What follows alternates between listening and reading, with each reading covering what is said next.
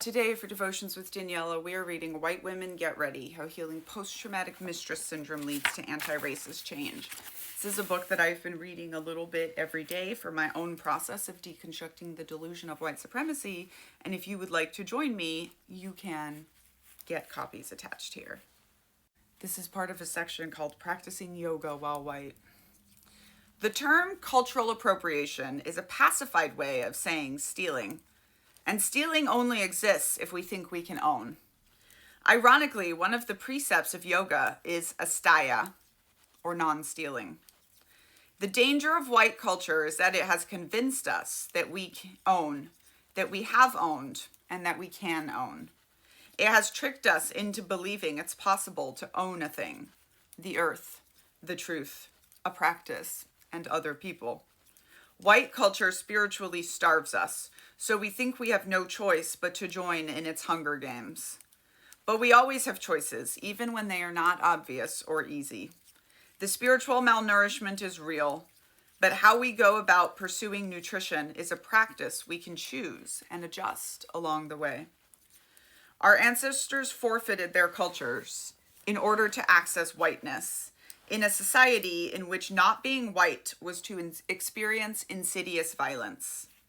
Perhaps there's a message here about believing that comfort is the opposite of violence. Right to comfort, one of the precepts of white supremacy.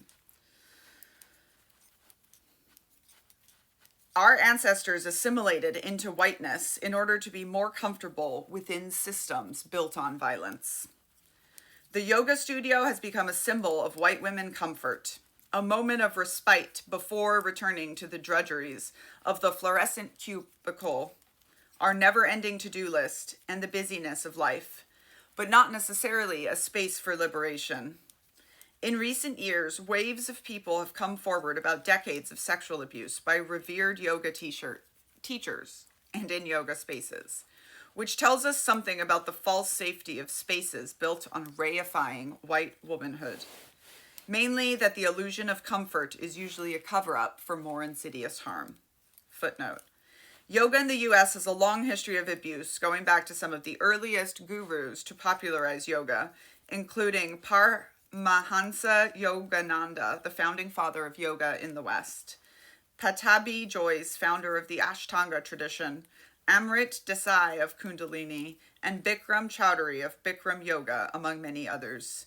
These spiritual leaders use their power, position, and access to those looking for spiritual leadership and to sexually harass, abuse, coerce, and manipulate students over many decades. And as I always tell y'all, anywhere in the space of personal transformation, predators will show up. Which has me asking myself, why have I been so drawn to yoga? And moreover, what has kept me coming back? At this point, it is certainly not the feeling of comfort. Practicing yoga while white aware is uncomfortable. Recognizing my connection to cultural theft is distressing. Being held accountable to this information is awkward. Committing to a practice I've accessed through imperialism feels both problematic and humbling. It feels uncomfortable to practice something that could never be my own. It feels disturbing to notice I thought I could own something in the first place. And that dynamic tension, that icky awareness of imbalanced relationship, that dissonant ongoing discomfort is precisely where I need to be. I am thinking about the many times I have practiced yoga with the goal of being a gold star anti-racist practitioner. I was intentional about studying Raja Yoga through an explicitly anti-racist lens and from a teacher who integrates Raja philosophy and acknowledges its South Asian origins. I have applied the Raja Yoga framework of self-study daily. I have committed to examine my whiteness every single day.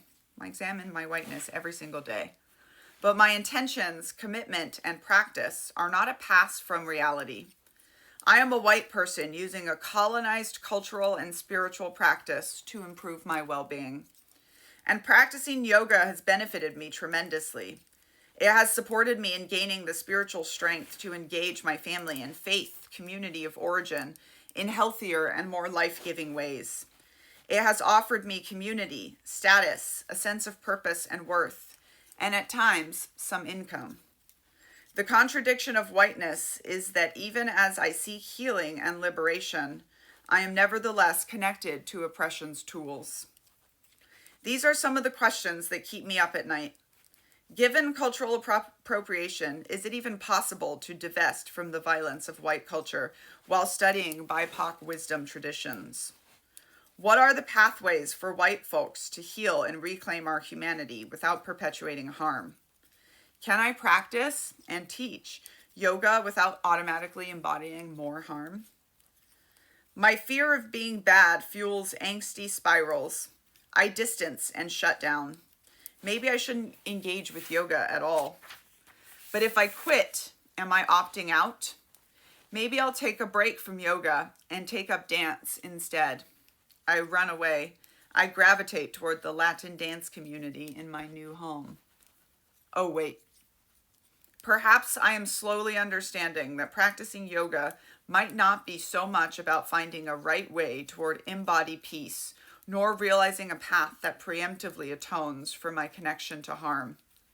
Perhaps it is more about engaging with these messy, discomforting contradictions. And the messy, discomforting contradictions are plentiful.